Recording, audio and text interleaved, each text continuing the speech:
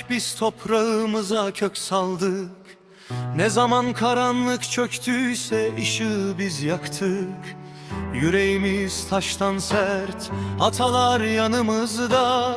Her adım bir iz bırakır, bu yol bizim yolumuzda. Biz buradayız, ayaktayız, adımız yazılı taşa.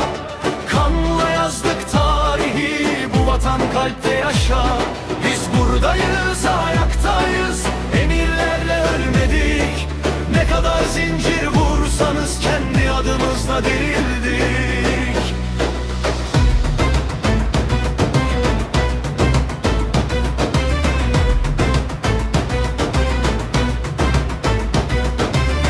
Analar ninni söyler, vatan diye uyutur. Her ev bir ateştir, umudu diri tutar.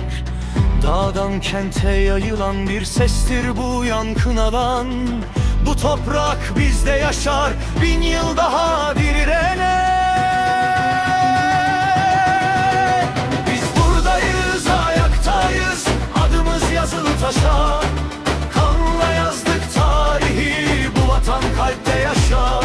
Biz buradayız, ayaktayız, emirlerle ölmedik. Ne kadar zincir vursanız kendi adımızla dirildik.